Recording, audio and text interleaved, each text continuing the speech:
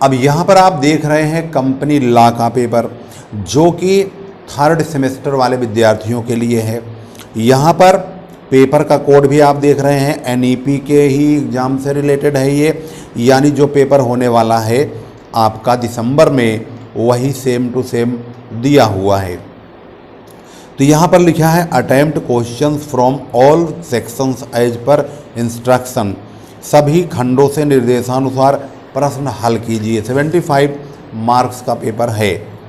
सबसे पहले आता है अति लघुत्तरीय प्रश्न, यानी very short answer type questions, जिसमें कहा है सभी 5 प्रश्नों के उत्तर दीजिए।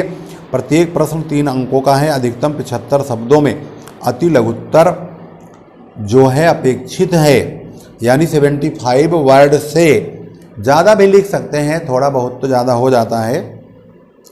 क्वेश्चन नंबर 1 है, कंपनी एक कृत्रिम व्यक्ति है, समझाइए। Company is an artificial person, explain.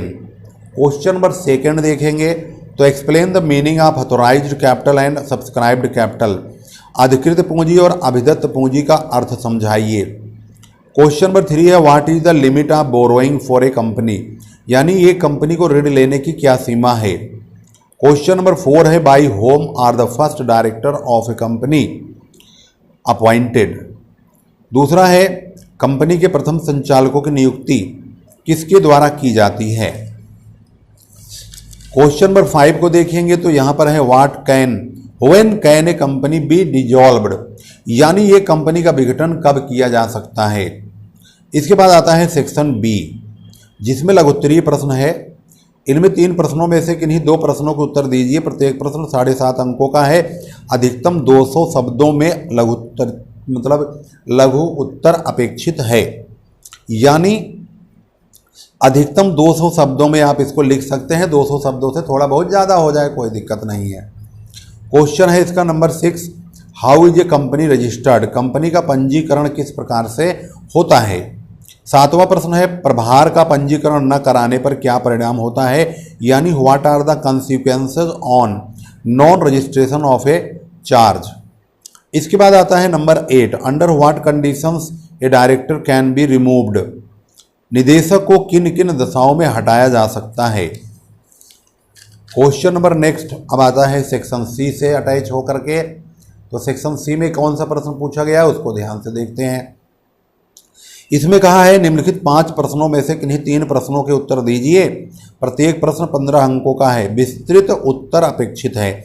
इसका मतलब है यहाँ पर डिस्क्राइब करना है बहुत अच्छी तरह से, एक्सप्लेन करके बताना होगा। ज़्यादा नंबर का है ये, 15 नंबर का एक है तो समझ लो कि 4-5 पेज भरना ही होगा। State the importance of prospectus, discuss the consequences of misstatement in a prospectus, प्रविवरण का महत्व समझाइए। एक प्रविवरण में मिथ्या वर्णन के क्या परिणाम होते हैं। क्वेश्चन नंबर 10, क्वेश्चन नंबर 10 में लिखा है, who is a member. Question number 10 में लिखा है, who is a member, what are his rights and liabilities, सदस्य कौन होता है, उसके अधिकार और दायित्व क्या हैं। क्वेश्चन नंबर 11 में है, explain the rules regarding board of directors meeting, निदेशक मंडल की सभाओं के नियमों की व्याख्या कीजिए। क्वेश्चन नंबर 12, यानी describe the provisions regarding appointment, remuneration and removal of liquidator, समापक की नियुक्ति, पारिश्रमिक और उसे हटाए जाने के प्रावधानों का वर्णन कीजिए। Question number 13, what remedies are available to minority share holders in case of oppression and mismanagement, explain, अल्पमत अंशधारियों को अन्याय और कुप्रबंध के विरुद्ध क्या उपचार प्राप्त है, समझाइए।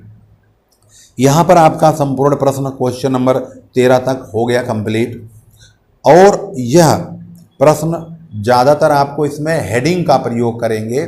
लॉन्ग क्वेश्चन में अगर ज़्यादा बढ़िया हेडिंग लिखेंगे तो आपको अधिकतम मार्क्स मिलने की संभावना बढ़ जाती है। साथ में सुंदर राइटिंग का भी प्रयोग करेंगे तो और अच्छा होगा, क्योंकि अच्छी राइटिंग ही आपको अच्छे नंबर दिलवा सकती है। अगर आपने वैसे ही डॉक्टरों वाली राइटिंग लिखी जिसे मेडिकल स्टोर वाला ही पढ़ सकता है और कोई नहीं, तो समझ लो कि नंबर उल्टे ही आने हैं।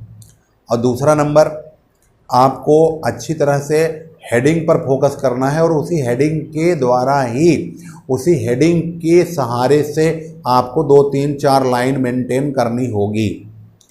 यहाँ पर हमारा क्वेश्चन नंबर 13 के बाद कंपनी लॉ का जो पेपर है 3rd सेमेस्टर वालों का हमने आपको यहाँ पे दिखा दिया है।